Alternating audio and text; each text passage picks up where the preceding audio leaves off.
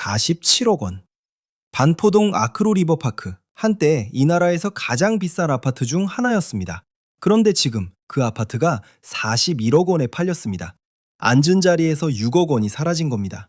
옆 단지 반포 자이는요, 52억에서 47억으로. 잠실 엘스는 37억에서 31억으로. 그리고 이건 시작에 불과합니다.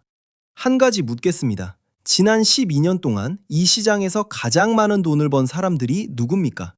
바로 외부에서 들어온 투기 자본입니다. 그런데 지금 그들이 먼저 팔고 있습니다. 수억 원을 깎아서, 손실을 감수하면서, 필사적으로.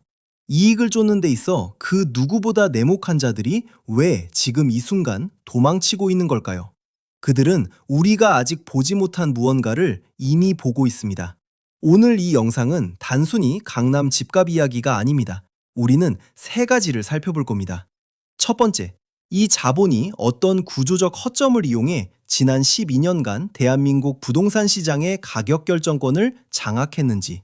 두 번째, 왜 지금 이 시점에 그들이 탈출 버튼을 누르고 있는지, 그리고 그들이 빠져나간 자리에 무엇이 남는지. 세 번째, 그리고 이게 가장 중요합니다. 이 자본은 한국을 떠나지 않았습니다. 방향을 틀었을 뿐입니다. 항만, 데이터 센터, 국가 전력망, 아파트 몇 채 사고 파는 이야기가 아닙니다. 대한민국의 안보와 직결된 이야기입니다. 마지막으로 한 가지 약속을 드리겠습니다. 영상 끝에서 저는 여러분께 딱 세 가지 지표를 알려드릴 겁니다. 감이 아닙니다. 기대가 아닙니다. 시장이 실제로 바닥을 쳤을 때 데이터 위에서 확인할 수 있는 신호입니다. 이 세 가지를 알고 있다면 지금 쏟아지는 금매, 최저가라는 뉴스에 더 이상 흔들리지 않으실 수 있습니다. 자, 그럼 시작하겠습니다. 먼저 이 모든 일이 어떻게 가능했는지 그 구조의 실체부터 들여다보겠습니다. 여러분 한번 떠올려 보십시오. 평범한 직장인이 서울에서 내 집 한 채 마련하려면 어떤 과정을 거쳐야 합니까? 먼저 DSR, 총부채 원리금 상환 비율. 내가 버는 돈 대비 매달 갚아야 할 원금과 이자의 비율이 법으로 정해진 한도를 단 1%도 넘으면 안 됩니다. 통장 잔고, 급여 명세서, 재직 증명서, 은행이 요구하는 서류를 한 장 한 장 긁어모아야 합니다. 그리고 대출을 받는다 해도 실거주 의무, 사는 순간 직접 들어가 살아야 합니다. 세를 놓으면 안 됩니다. 비워두면 안 됩니다. 다주택자가 되는 순간 취득세, 양도세가 층층이 쌓여서 덮쳐옵니다. 이게 바로 대한민국 국민이 자기 나라 땅에서 집 한 채 사려고 겪어야 하는 현실입니다. 손발이 묶인 채로 시장에 서 있는 것과 다름없습니다. 그런데 바다 건너에서 온 자본에게는 어떨까요? 그들은 한국의 금융 시스템을 단 한 번도 통하지 않았습니다. 본국의 은행 혹은 제3국의 금융기관, 거기서 자금을 끌어와 서울 핵심 입지의 아파트를 전액 현금으로 사들였습니다. DSR 규제? 그들에겐 해당 사항 없습니다. 소득 증빙 필요 없습니다. 나이 제한 없습니다. 실제로 경제활동을 단 한 번도 해본 적 없는 미성년자 명의로 수십억 원대 아파트가 아무런 제재 없이 등기된 사례가 한두 건이 아닙니다. 생각해 보십시오. 평생 땀 흘려 일한 우리 국민이 대출 한도 때문에 발만 동동 구르는 그 시장에서 아직 학교도 다 마치지 않은 아이 이름으로 수십억짜리 강남 아파트가 등록되고 있었습니다. 왜 이런 일이 벌어진 걸까요? 혹시 이게 단순히 한국 부동산이 좋아서라고 생각하십니까? 아닙니다. 진짜 이유는 따로 있습니다. 이들의 본국에서 부모가 자녀에게 자산을 넘길 때 부과되는 상속세, 증여세는 자산의 40에서 60%에 달하는 경우도 있습니다. 말 그대로 재산의 절반을 나라에 내놓아야 하는 겁니다. 그런데 그 자산을 한국 부동산으로 옮겨 놓으면, 자녀 명의로 서울 아파트를 사두면 본국의 상속증여세 과세망에서 사실상 벗어날 수 있습니다. 한국은 투자처가 아니었습니다. 조세 회피의 통로였습니다. 미성년자가 수십억짜리 부동산을 소유하는 것, 이건 우연이 아닙니다. 철저히 계획된 구조입니다. 그리고 여기서 또 하나의 제도적 허점이 등장합니다. 우리나라의 다주택자 규제는 기본적으로 행정구역별 데이터베이스를 기반으로 작동합니다. 쉽게 말씀드리면 서울에서 한 채, 부산에서 한 채, 인천에서 한 채를 각각 다른 명의나 주소로 사면 시스템상에서는 3명의 1주택자로 처리될 수 있습니다. 전국에 수십 채를 보유해도 법적으로는 1주택자, 다주택자 취득세 해당 없음, 중과 양도세 해당 없음, 종합부동산세 누진과세 사실상 무력화. 우리 내국인이라면 두 번째 집을 사는 순간 세금 폭탄이 날아오는 그 시장에서 이들은 수십 채를 사모으고도 아무런 페널티 없이 시장 가격 통제권을 손에 쥐어갔습니다. 이게 실력입니까? 아닙니다. 구멍난 울타리를 먼저 발견한 것뿐입니다. 자, 이쯤에서 한 가지를 명확히 해두겠습니다. 지금까지 말씀드린 내용이 이 자본들이 특별히 뛰어난 투자 감각을 가졌기 때문이라고 생각하신다면 그 생각을 지금 바로 버리셔야 합니다. 이건 실력의 문제가 아닙니다. 게임판 자체가 기울어져 있었던 겁니다. 내국인에게는 겹겹이 쌓인 규제의 바리케이트, 외부 자본에게는 활짝 열린 뒷문. 그 결과 우리 평범한 시민들이 대출 규제에 발이 묶여 시장 밖에서 기다리는 동안 이들은 아무런 저항 없이 대한민국 핵심 입지의 가격 통제권을 조용히 장악해 나갔습니다. 그리고 이 구조가 얼마나 파괴적인 결과를 낳을 수 있는지 서울보다 먼저 처참하게 경험한 곳이 있습니다.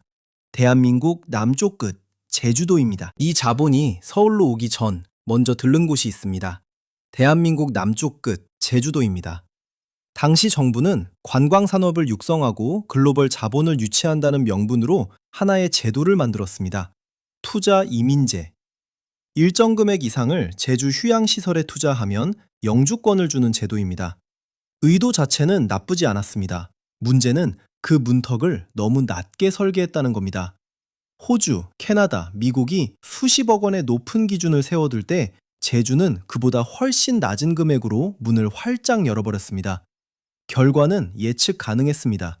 전 세계 여러 나라에서 자본이 들어오는 게 아니라 단 하나의 국가에서 유입 자본의 절대 다수가 쏟아져 들어오는 기형적인 독점 구조가 만들어진 겁니다. 그리고 제주는 변했습니다. 한때 간규를 바치던 땅에 타워 크레인이 올라갔습니다. 사라질 뻔했던 개발 프로젝트들이 외부 현금을 수혈받아 화려한 복합 리조트로 되살아났습니다. 해안선을 따라 고급 호텔과 콘도미니엄이 줄을 이었고 지역 경제의 상당 부분이 건설업 하나에 의존하게 됐습니다. 주민들은 호황을 반겼습니다. 지방정부도, 건설업체도, 부동산 중개업자도 모두 웃고 있었습니다.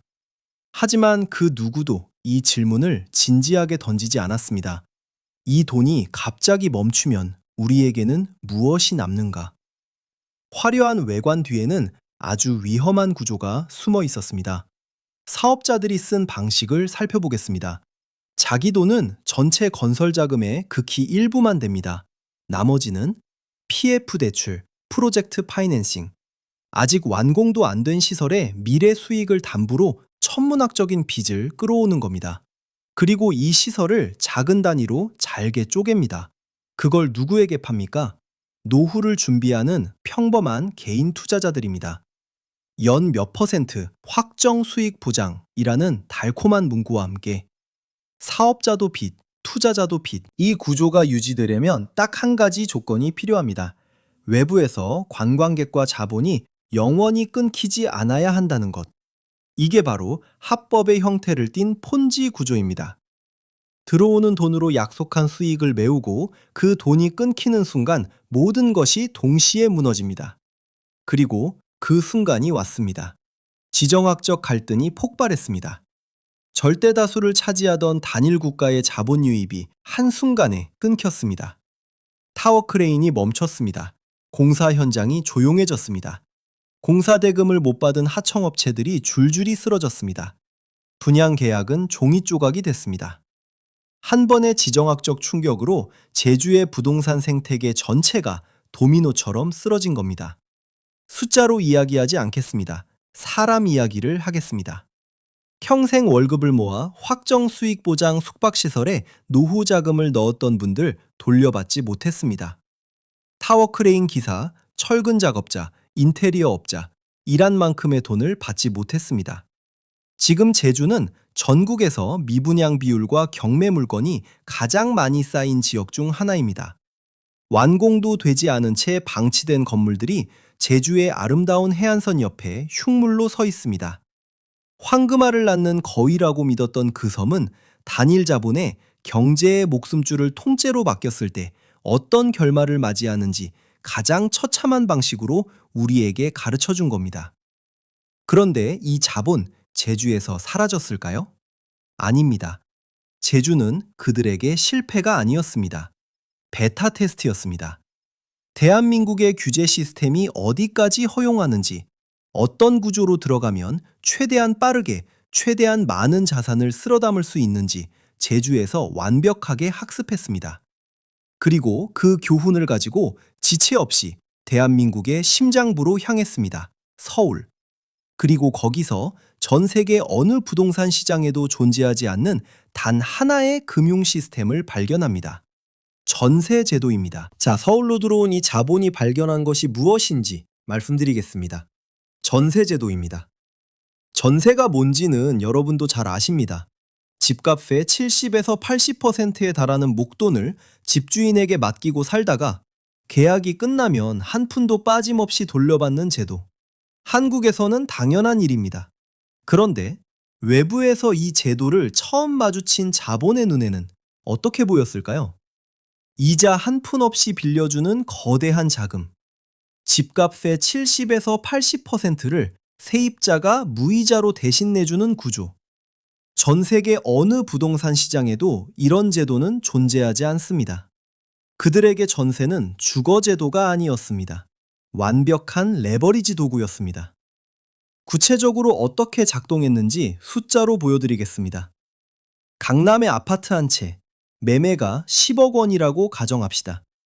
전세가는 7억 원. 이 자본이 할 일은 간단합니다. 10억짜리 집을 삽니다.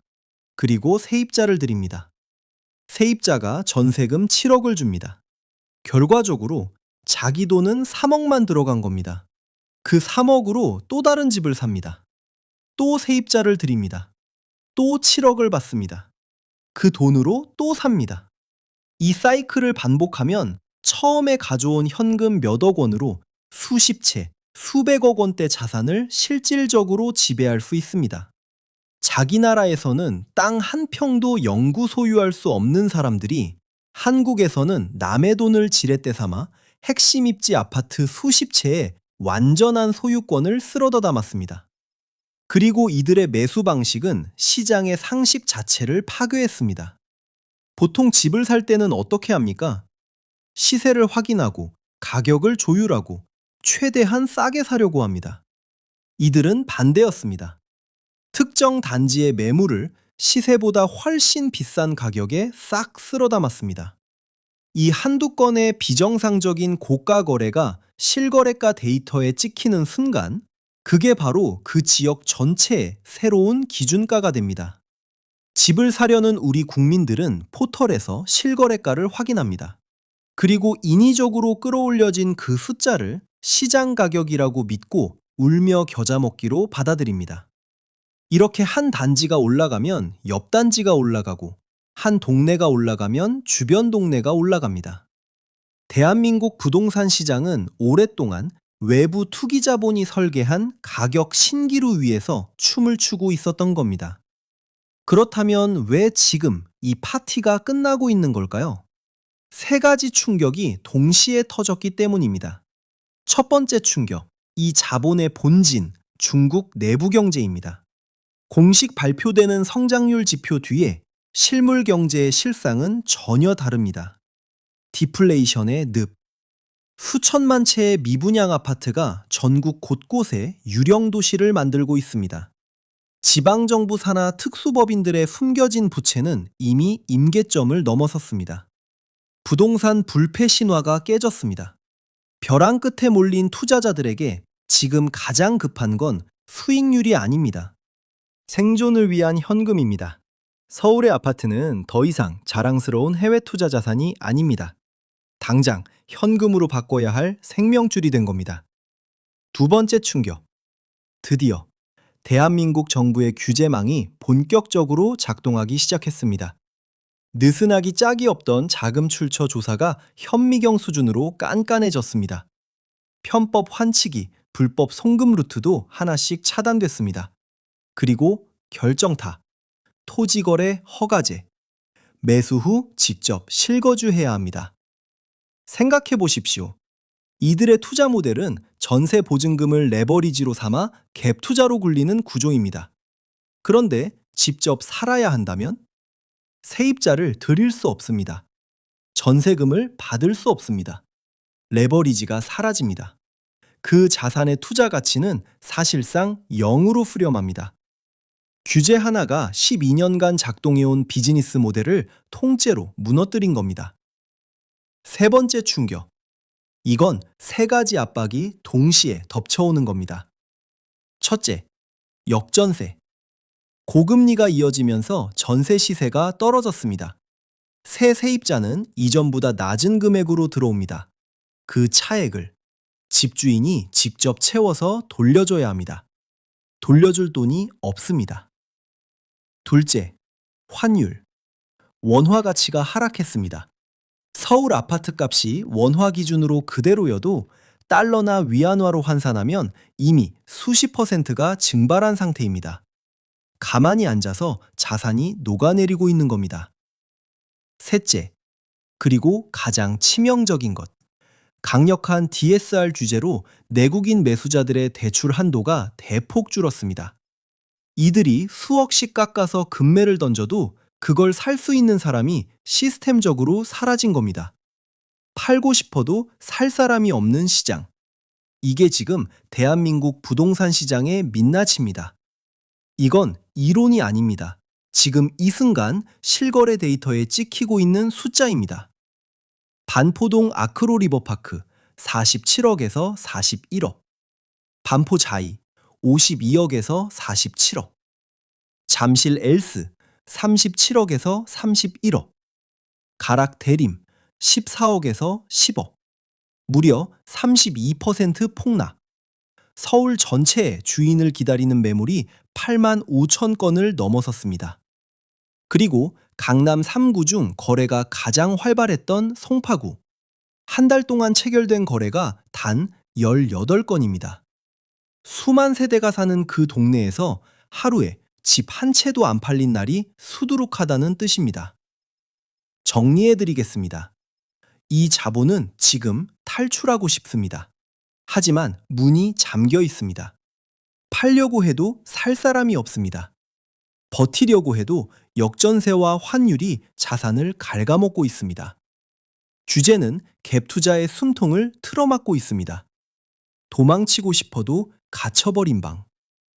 그런데 여러분, 여기서 한 가지 소름 돋는 사실이 있습니다. 이 자본은 한국을 떠나지 않았습니다. 방향을 틀었습니다. 아파트보다 훨씬 더 크고 훨씬 더 조용하고 훨씬 더 치명적인 새로운 표적을 향해서. 그 표적이 무엇인지 지금부터 말씀드리겠습니다. 자, 이 자본이 아파트 시장에서 출구를 잃었다고 했습니다. 그렇다면 이들은 어떻게 했을까요? 포기했을까요? 한국을 떠났을까요? 아닙니다. 이들은 목표물을 바꿨습니다. 작은 문이 닫히자 더 크고 더 조용하고 훨씬 덜 지켜지는 문을 찾아냈습니다. 지금부터 드리는 말씀은 더 이상 아파트 이야기가 아닙니다. 대한민국의 존립과 직결된 이야기입니다. 대한민국 상업용 부동산 자산운용업계 1위 기업이 매물로 나왔습니다. 국내 유수의 보험사들이 인수전에 뛰어들었습니다. 수십 년간 대한민국 금융시장을 지탱해온 그 이름들이 줄지어 참여했습니다. 그런데 최종 우선 협상 대상자로 선정된 곳은 그들이 아니었습니다. 홍콩과 싱가포르에 법인을 등록한 사모펀드, 제시한 금액 1조 원을 훌쩍 넘겼습니다. 국내 보험사들을 완벽하게 압도했습니다. 여기서 질문이 하나 생깁니다. 왜 그들은 그 돈을 기꺼이 냈을까요? 이 회사의 진짜 가치는 숫자로 보이는 것보다 훨씬 더 크기 때문입니다. 이 회사의 포트폴리오를 들여다보겠습니다. 단순한 오피스 빌딩 몇 채가 아닙니다. 첫 번째, 식량 안보. 이 회사는 대한민국 수입 식량의 핵심 물류 항만 프로젝트의 투자 운영 지분을 보유하고 있습니다. 우리나라가 얼마나 먹을 것을 비축하고 있는지, 어느 배가 언제 들어오는지, 어느 창고에 무엇이 얼마나 쌓여 있는지, 이 회사의 경영진은 실시간으로 알 수 있습니다. 그 정보가 적대적 외부 세력의 손에 넘어간다면 그들은 대한민국이 가장 취약한 순간이 정확히 언제인지를 알게 됩니다. 두 번째, 데이터 안보. 이 회사는 대한민국 주요 IT 기업들의 데이터 센터, 물리적 인프라를 설계 시공한 이력을 갖고 있습니다. 건물 구조, 전력 배선, 냉각 시스템, 서버 위치, 시스템의 어디를 건드리면 가장 치명적인지, 이 회사를 인수한 순간 그 설계도 전체가 새 주인의 손에 들어갑니다. 세 번째, 에너지 안보. 이 회사는 국가 전력망에 연결된 대규모 ESS 에너지 저장 장치 사업을 운영하고 있습니다. 언제 전력 수요가 폭증하는지, 어느 지점의 전력 여유가 가장 부족한지, 비상 예비 전력이 얼마나 남아 있는지, 이 데이터를 가진 자는 대한민국 전력망에 급소를 손에 쥐고 있는 것과 같습니다. 자, 이 세 가지를 한 번에 놓고 생각해 보십시오. 식량 물류의 취약점, 디지털 인프라의 설계도, 전력망의 급소.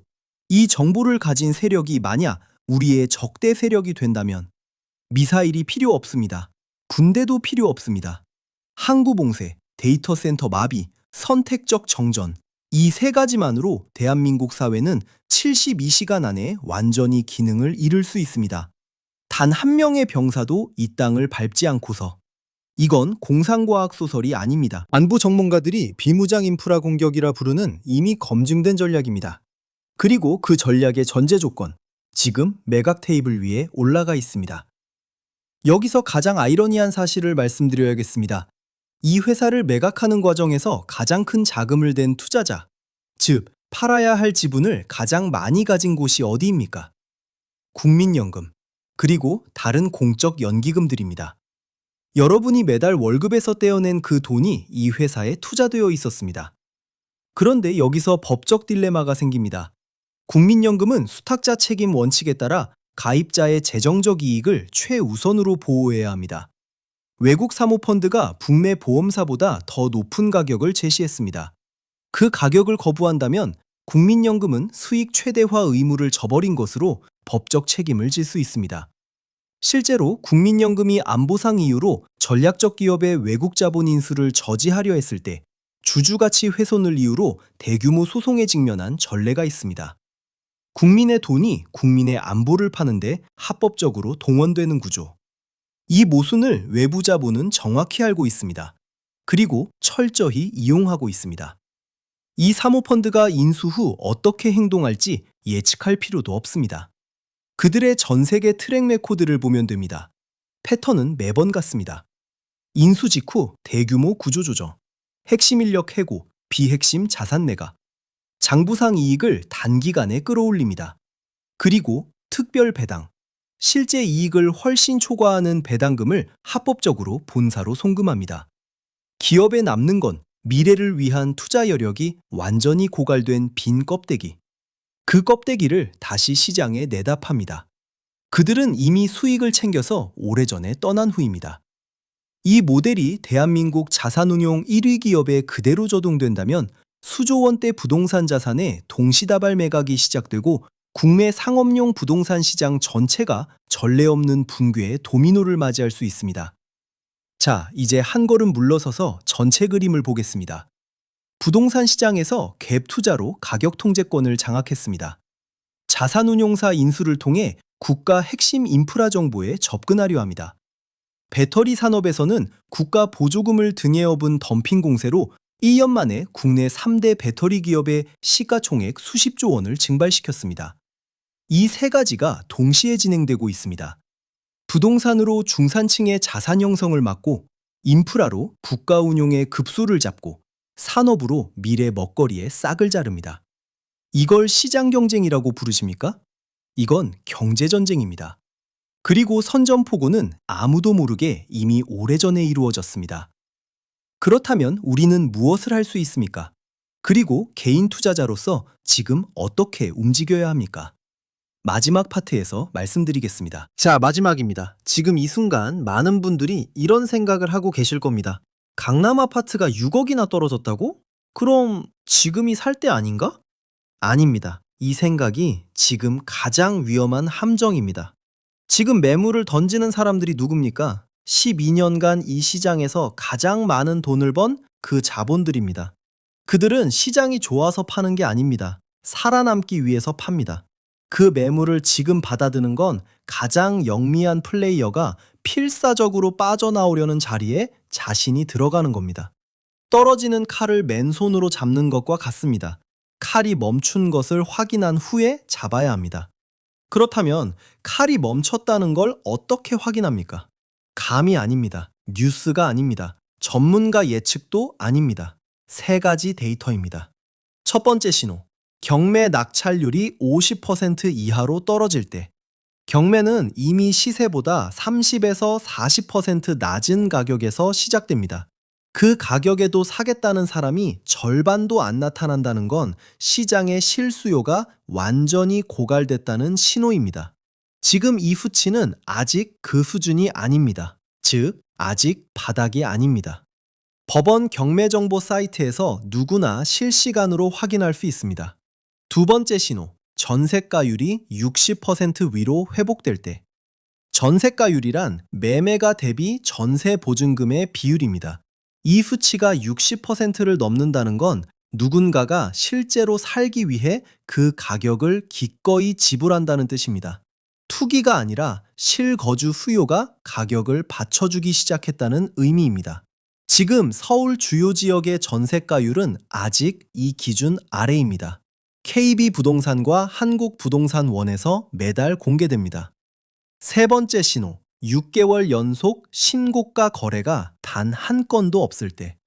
어떤 지역에서 6개월 동안 단 한 번도 최고가 거래가 나오지 않는다면 그 시장은 투기적 수요가 완전히 빠져나간 상태입니다. 이 세 번째 신호는 확인 신호입니다. 앞에 두 신호와 동시에 나타날 때만 의미가 있습니다. 국토교통부 실거래가 공개 시스템에서 무료로 조회 가능합니다. 세 가지가 동시에 충족될 때, 그때가 진짜 바닥입니다.